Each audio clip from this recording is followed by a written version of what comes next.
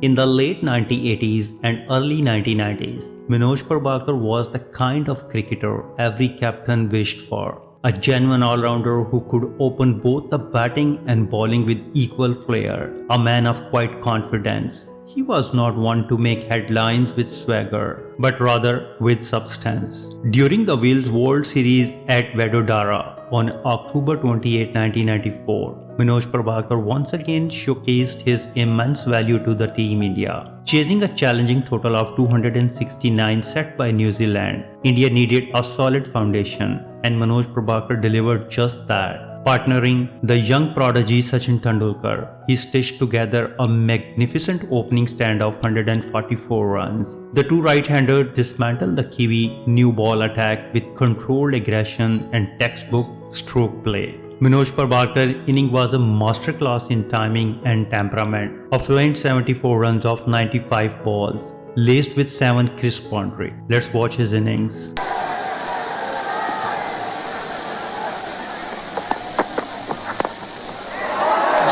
Over his head, timed it well off his leg, up his sleeve, and just couldn't quite pull it in. So a boundary to Tendulkar, whipped away. Bring the dust chewing a bit.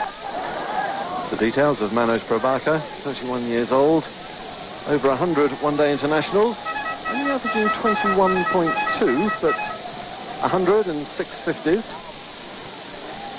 So it's not a bad record, especially when you bear in mind he opens the bowling as well as the batting. And whether they've decided to attack him early before he can settle into his rhythm.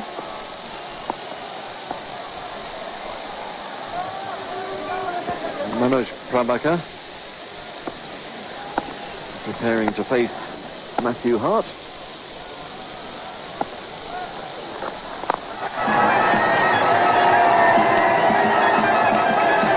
Matthew Hart just giving him a bit too much width there. Good ball, kept tossing it up, which is good. Don't want to drop it too short, but just a little bit too much width there for Prabhakar to free his arms and hit a very good shot over the top four.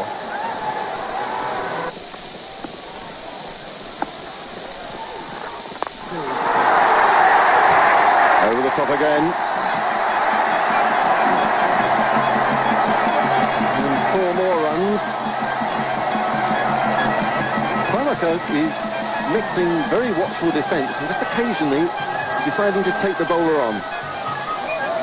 Yes, and the good thing about this is that Hart is getting hit in the right area of his any such area to be getting hit in, but he is getting hit straight, he's getting hit over the top, and so that's good bowling. He's not varying his length at all, he's not dropping short, he's not panicking. So even though it's good batting, it's also, from my point of view, very good bowling from Matthew Hart.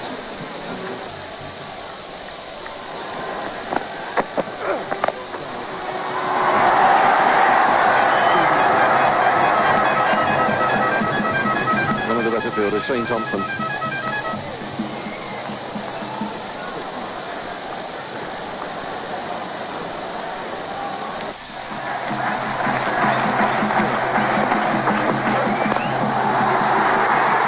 so very far away from that man in at mid-wicket, short for that very shot, but not close enough for New Zealand.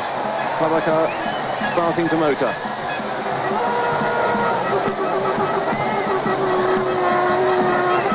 The way the 50 came up. Well, you've got to say that wasn't perhaps the most cultured shot that Prabhakar's played, but it was effective.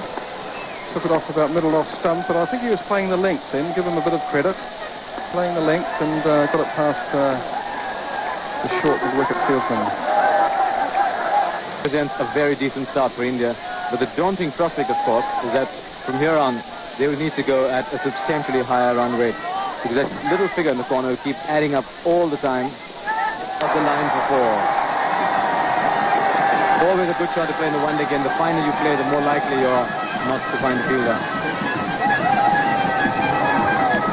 And with the fine leg and the third man are usually pretty wide, especially when the medium pacers are on, because you're more likely to get more out bat on ball than when the really quick men are on. And that went very fine indeed. Fine leg didn't have too much of a chance there. Just Fast leg round the corner, and he's going for a run that will see him complete his 50. So another good performance with the bat in this match. Manoj Prabhakar putting up 50. Prabhakar's given him the charge. What a way to welcome the new man. First bounce, 4 runs over cover.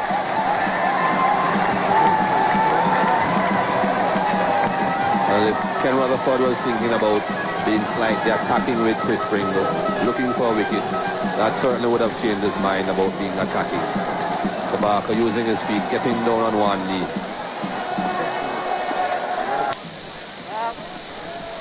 Open the batting, open the bowling. I dare say that if you needed him, he could keep wicket as well. So it still is a quite demanding requirement. Turn catch, and Prabhakar's fine innings is ended. So that's the break for New Zealand, with Prabhakar caught and bowled. Once more hard, just beating the batsman in the air. Well, that's what New Zealand were looking for. Captain Ken Rutherford changing his bowlers around, trying for that wicket. And it has finally come. Prabhakar just pushing back that liver straight to Matthew Hart. But an excellent innings by Prabhakar. 10-4 runs off 94 balls. Very good work for his team India. 144 for 1. Manoj Prabhakar did not just hold one end. He built the tempo, rotated the strike smartly, and punished anything loose. His knock allowed India to stay ahead of the chase, and by the time he departed, the job was more than half done. India eventually sailed home by 7 wickets, but the foundation was all about Prabhakar's grit and composure at the top. It was one of those classic Manoj Prabhakar performances, quietly effective, unglamorous yet crucial, reminding fans why he was such a vital cog in India's one-day unit during that golden transitional phase of the early 1990s. On that Vadodara evening, Prabhakar was not just an opener or a bowler, he was India's balance, India's unsung match winner. Manoj Prabhakar's cricketing journey was never about fireworks or flair. It was about reliability and responsibility. He belonged to that rare breed of cricketers who could adapt to any situation. The kind who steadied the ship when the storm hit,